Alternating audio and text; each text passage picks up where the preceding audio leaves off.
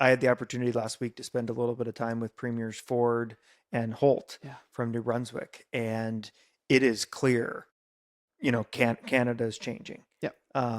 Trade relationships are shifting. Geopolitics is in uncharted territories. Yeah. Um, Yeah. and we need to figure out as Canadians what our role is in the world. Yeah. And I think Prime Minister Carney began that process at Davos, Sure giving did. that very impactful speech. Yeah. But equally, we need to figure out in New Brunswick how we are going to fit in the Canadian landscape and how we want to play globally too. Yeah. And I think we really need to have some tough conversations and some real conversations. And I Yeah. think you and the McKenna Institute need to be a big part of that. That's why I was so pleased you joined this. What is your perspective on this ever changing Canadian global landscape? Well, it's fast, as you had said earlier. It's fast. I don't, certainly in my lifetime, don't remember a time when day to day felt so ambiguous in terms of what's going to happen in the news we don't know. That's difficult to plan if you're leading a business. That's difficult to plan if you're in cyber education. That's difficult to plan if you're a grade 3 teacher. And I say those audiences because we do different work with those audiences within the institute itself. So the one thing we probably can control is how fast we can move around adopting technology and building partnerships we do trust, building talent that we have no matter what happens in the world, talent that is needed and responsive to what industry needs. So cyber talent is something we're really hearing in the market, is a place we're going to start focusing on. We have exciting announcement coming up around cyber talent. So really leveraging the post-secondary institutions across the province. We're a bilingual province.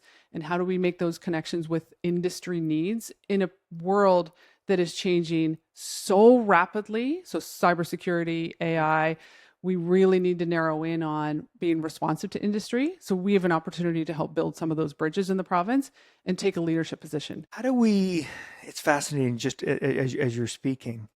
The thing that popped up in my mind is how do we let go of the past in a respectful way? Mm.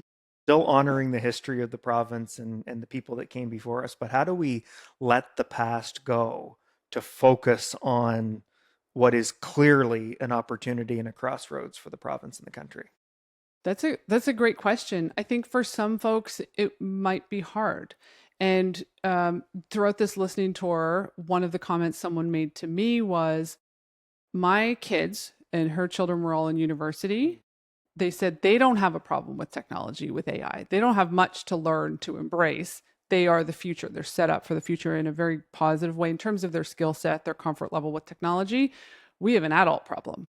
And I thought that was really interesting. It really focused the thinking, because letting go, to your point, that's not going to be difficult for everybody, but it will certainly be difficult for the next, let's call it 10 years, for the majority of the working population. We had this conversation yesterday on our team saying, wouldn't it be amazing if the Institute was so successful in helping with tech adoption that in 10 years we shut the Institute down? That we were no longer needed. Right. Because technology became an instinct for teachers, for industry they could trust. They could hire cyber talent in combination with the post-secondary training, as well as new Canadians who come here with talent. But it's sometimes hard for industry to qualify.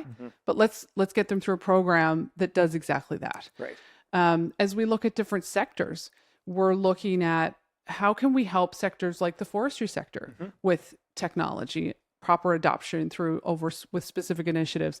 If they've got that down pat in 10 years, great, our job is done. Right. Like, we want technology to be an extension of what we do in everything we do.